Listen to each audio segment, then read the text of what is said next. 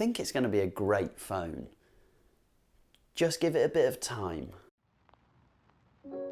Hello and welcome to DumbphonesUK. My name is Joseph. I look at dumb or dumber devices on the UK market, and we are looking more in depth at the Light Phone 3. This is the little beauty that I have been using for a month, and I'm going to share my feedback, pros, cons, good, the bad, the ugly, so that you can make a better decision if you're looking to purchase something like this. As ever, please do like, please do subscribe. It helps me, it helps you, it helps the channel. It means I can bring you more devices like this. I've got more phones on order, and I can only do that if people are subscribing, so please do that. Let's just hop in and have a look and see what I thought of this device, shall we? Catch you on the other side. It wasn't intentional, but I can now tell you that the Light Phone doesn't do too badly in the rain. Bear with me while I go get dry.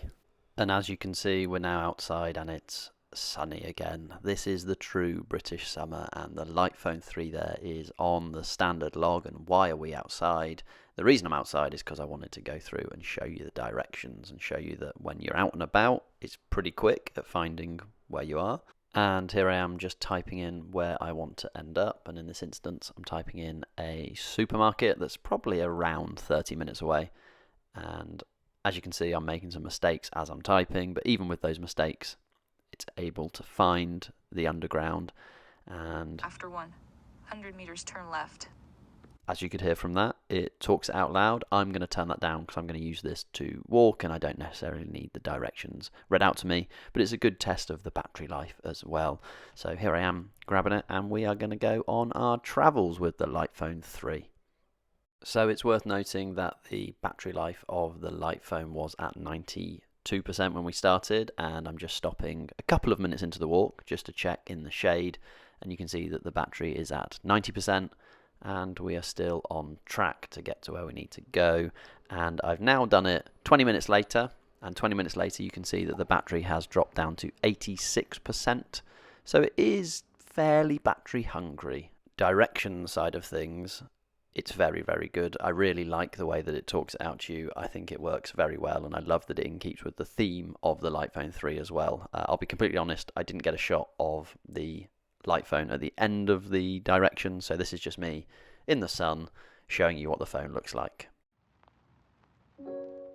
One thing I wanted to do was to get out and take some videos and do some photo and video comparisons. So the next set you're going to see, all of the audio will be from the Light Phone 3 unless stated in the video, and the Light Phone images are always on the left and the iPhone X images are always on the right.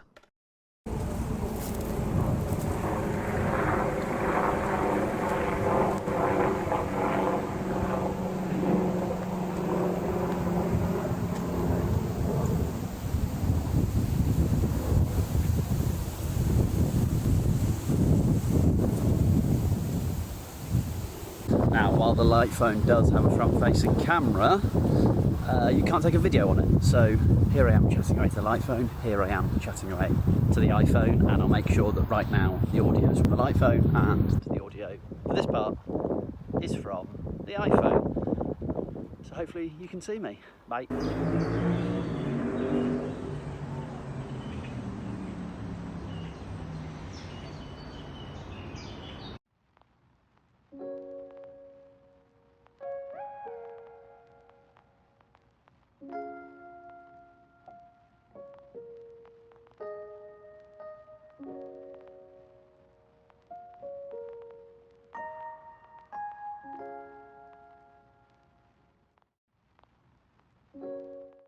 I think the Light Phone 3 is such a striking phone. It looks amazing, and people are really interested in the screen itself. And is it visible?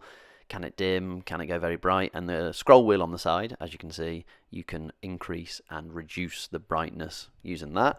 And I've also just gone through into the phone itself and found some photos that I've taken, which you've seen in the photo comparison section, just because I wanted to show you what it looks like when you're looking at something that isn't just the main screen or the, I guess, menu of the Light Phone 3 when you reduce and increase that brightness.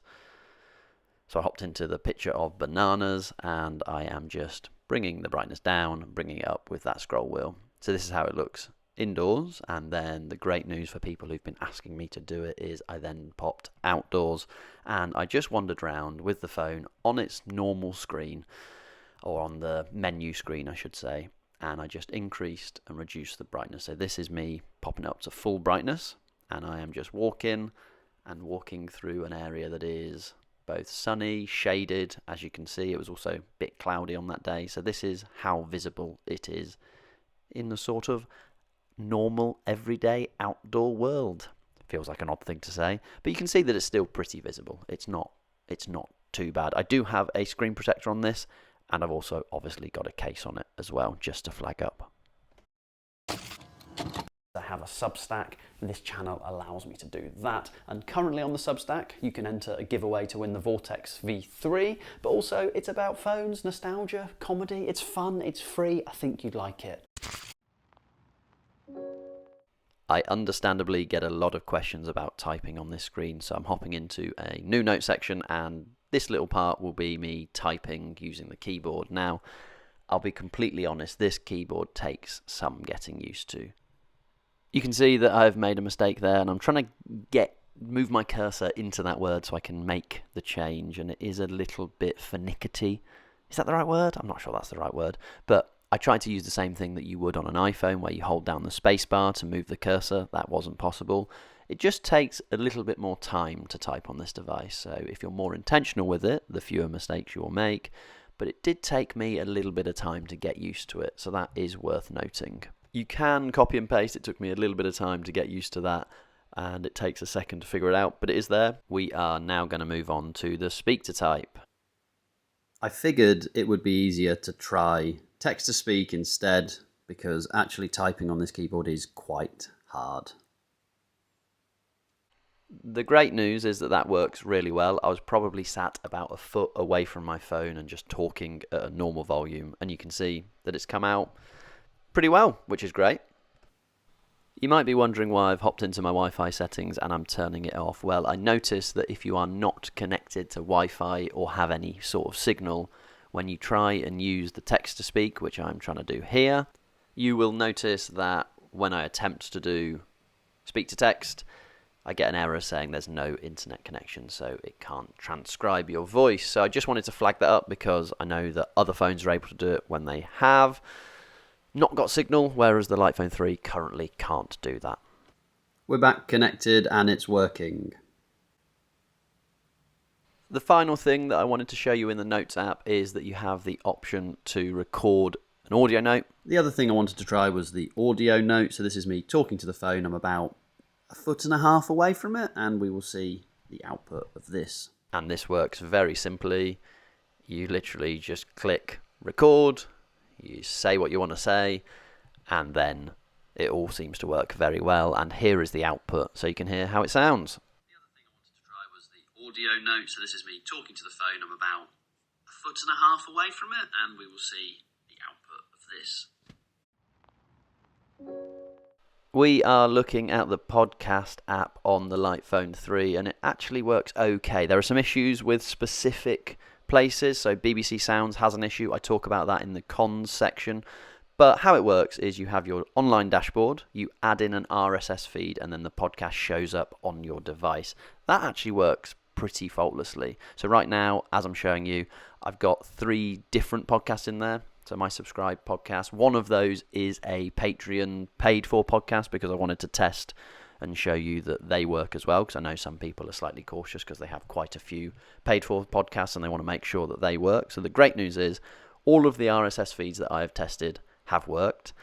I only have 3 at the moment. I didn't experience when I added 8 podcasts to it any problems. I know some people talked about crashing and things like that, but again, I didn't have any problems with that.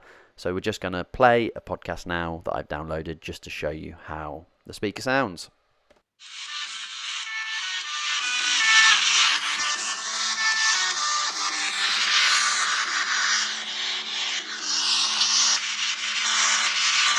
We're back, ladies and gentlemen, for another round of Luke's game. But before we get started, a reminder that we're our favourite, so send for a new name for Luke's game, despite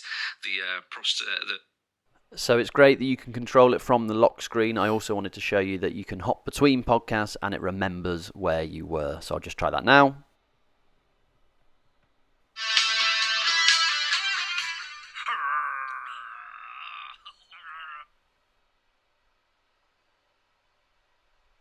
protests from Luke Moore there. If you're... And as you can see, it's remembered where I was. So that's very nice. The one issue I found here is long podcasts. So this podcast is 79 minutes long.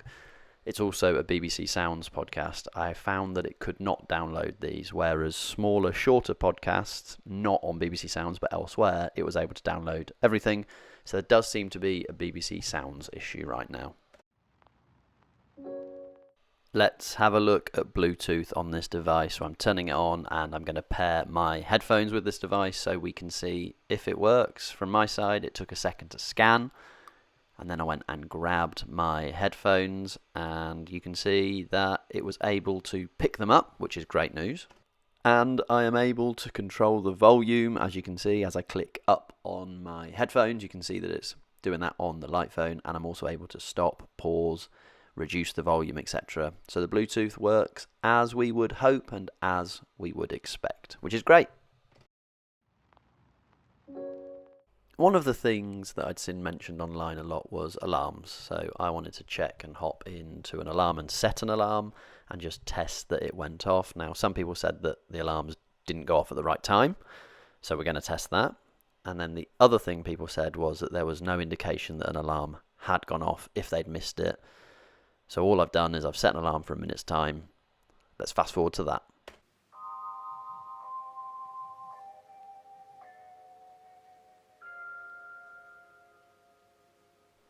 Well, that seemed to work as expected, which is good news.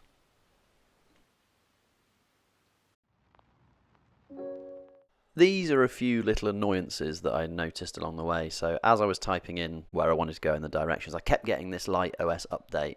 And every time it set me back to having to type in where I was going again. It didn't sort of remember what I was doing. So that was a bit of a pain. And it seemed to come up fairly regularly. It would come up, I would defer it, and then after a couple of minutes, it would come up again. So that was one pain that I encountered.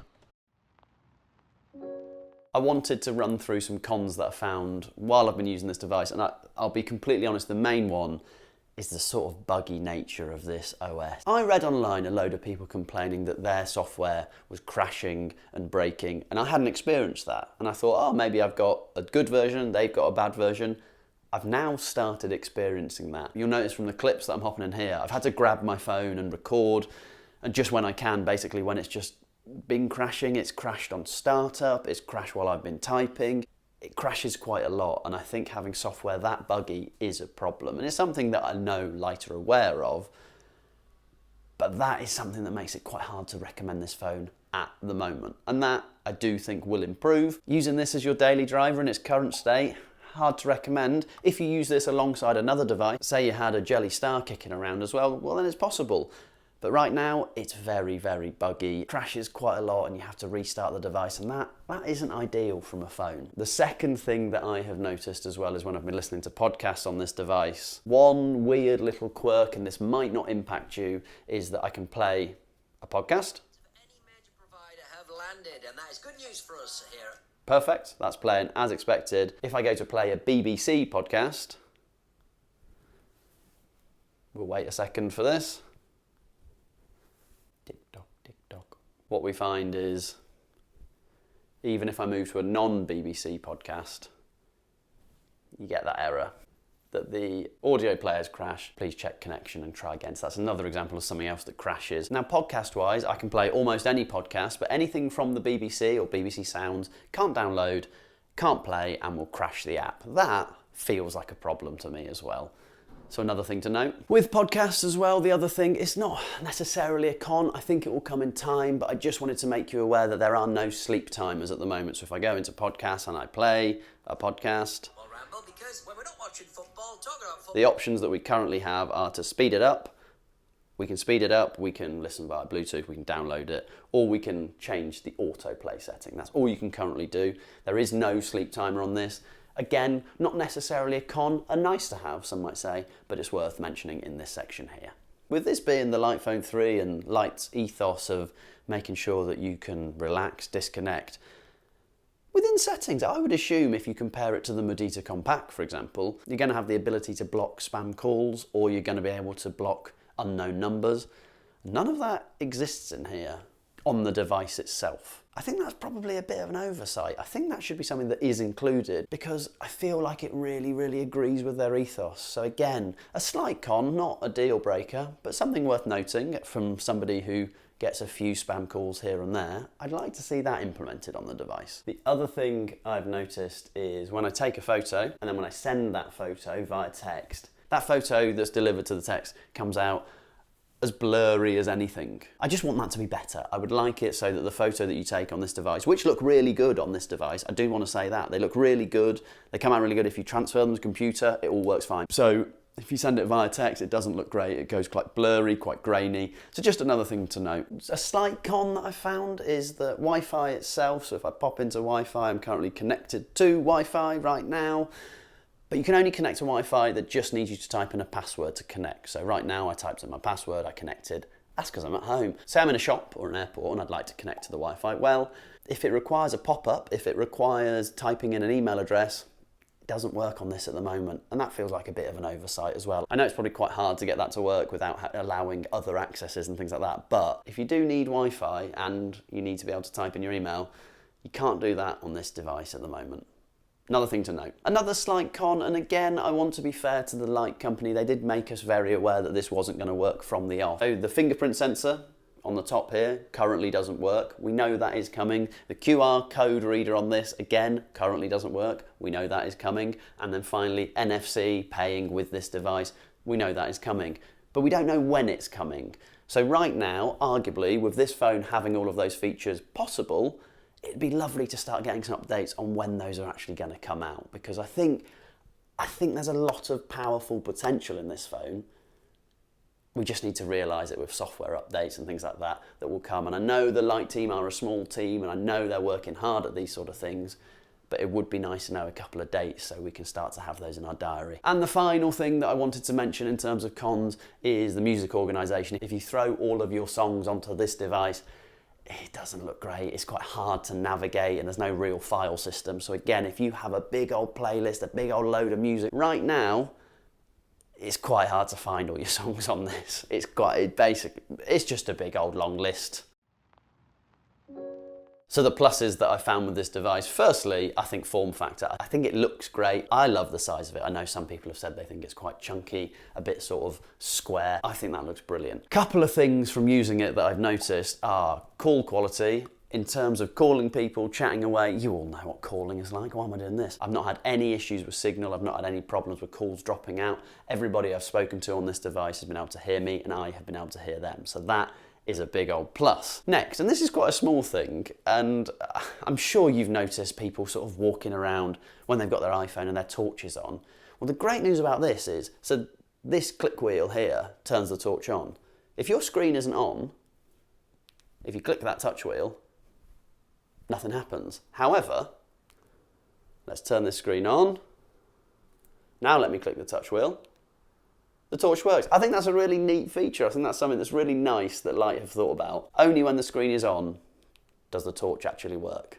I think that's just a lovely little thing that they've clearly thought about and they want to make sure it saves some battery, however small that is. And that brings me on to battery life. Battery life of this device is pretty damn good. I mean, I'm not using it loads because there isn't loads to do on it. That's quite like the nice thing about it, to be honest with you. Battery life wise, I'm getting just over 2 days with roughly about 45 minutes of use a day. I know that I've mentioned a couple of problems with this device. I do think that a real pro is that Light do seem to want to listen to us. They want our feedback, they want our updates, they want us to tell them when stuff is crashing, they want us to give them a lot of information. Not a lot of personal information, very much they don't want that, but what they want is they want reports of crashing, logs, things like that, that allow them to basically improve the service. I do think the team at Light are really, really trying to make this a device that is going to last a long old time, because Light have designed this, and unlike all of the big firms, Apple, Samsung, Google, they haven't released this and they're moving on to their next phone.